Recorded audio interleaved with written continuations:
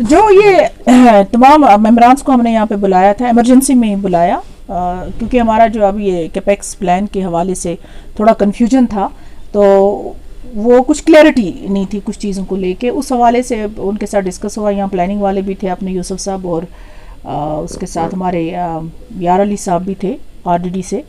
तो जो कन्फ्यूजन थी कि किस तरीके से करना है, क्योंकि ये एक नई चीज़ है, बिल्कुल नई चीज़ है, इसको अंडरस्टैंड करने की ज़रूरत है, तो वो सारा डिस्कशन हुआ और फाइनलाइज़ किया हमने। हम ये चाहते हैं कि जल्दी से जल्दी हमारा प्लान जो है डीपीसी हो और आगे गवर्नमेंट के पास जाए, ताकि टेंडर अप्रूव होकर टेंडर प्रोसेस शुरू हो जाए और ग्राउंड पे काम हो। तो उसी पर्पज़ के लिए ये मीटिंग कॉल की थी। देखिए, एक्चुअली आपको ये समझना चाहिए कि हमारे 5-6 महीने ही होते हैं काम करने के। सीज़न जो है बर्फ़ होती है, अभी आप देख रहे होंगे कि कंटिन्यू बारिशें चली पिछले एक महीने से। तो काम करने में तो एक प्रोसेस होता है, टेंडर होते हैं, बाकी चीज़ें होती हैं, प्लान्स बनते हैं। अब जो ऑन गोइंग प्रोजेक्ट्स हैं, जो पुराने प्रोजेक्ट्स हैं, उन पे काम जो है वो अब तेज़ी से हो रहा है, शुरू हो रहा है कोविड के बावजूद।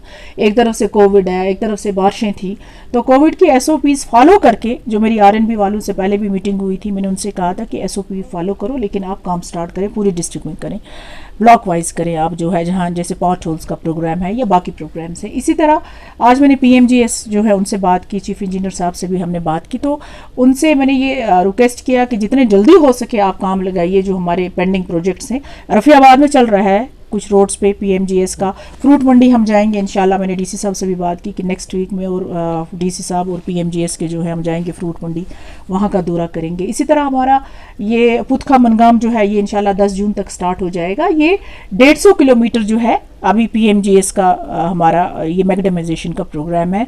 तो मैं उम्मीद करती हूँ, मैंने उनको एम्फेसाइज किया कि कम से कम जो है ये 150 किलोमीटर जो है ये इस सीज़न के अंदर अंदर हमारा मैगडम हो जाना चाहिए। तो अगर अल्लाह ने किया कि सब बेहतर रहा, कोविड पे कंट्रोल रहा, SOPs फॉलो होगी, तो इसमें लोगों को भी कोऑपरेट करना पड़ेगा, तब जाके इंशाल्लाह ताला जो हमारे ये ऑन गोइंग प्रोजेक्ट्स हैं, हमारा फोकस इस वक्त उन्हीं पे है। और बहुत ज़्यादा मेरी ये कोशिश है कि ये जो पेंडिंग प्रोजेक्ट्स हैं इनको मुकम्मल किया जाए।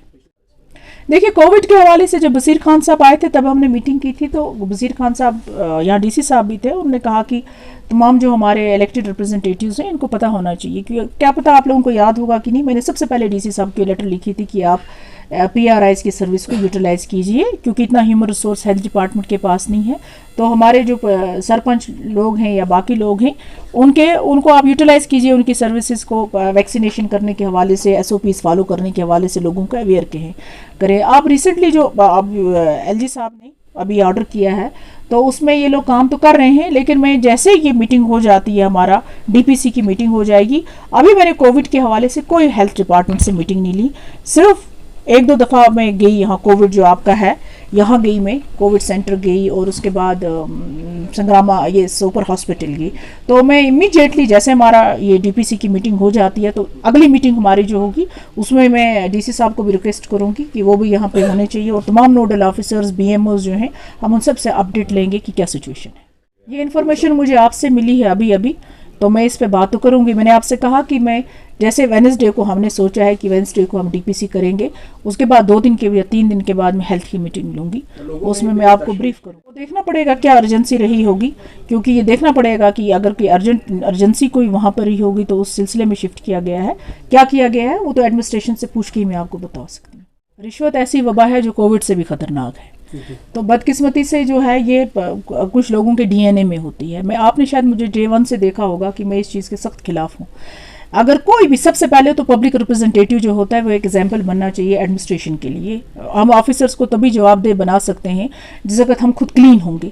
तो मैंने आपसे बार बार कहा है कि चाहे कोई भी हो, पब्लिक रिप्रेजेंटेटिव हो, कोई ऑफिसर हो या कोई भी हो, अगर वो पब्लिक मनी में से अपना कमीशन या शेयर करने की, उसके लिए हमारे अदारे हैं, विजिलेंस है, बाकी चीज़ें हैं, मुझे लगता है कि उनको बिल्कुल उसके खिलाफ एक्शन करना चाहिए।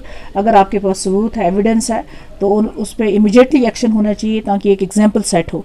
ये पैसा जो है यहाँ गरीब लोगों के लिए आता है, लोगों की कमीशंस और जेब भरने के लिए नहीं आता। इस बारे में मैंने अभी आपके इसमें वीडियो में देखा, तो ये मैं पहले DC साहब से बात करूंगी इस हवाले से, और अगर कोई भी वायलेशन जो हुआ होगा कोर्ट का हुआ होगा, मुझे लगता है उनके खिलाफ स्ट्रिक्ट एक्शन होना चाहिए।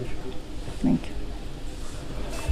Rakib Sir's Excellence Paripura Srinagar offers comprehensive coaching for CBSE 11th, 12th, Arts and Commerce in all subjects. For more info, call on 9622 888 333.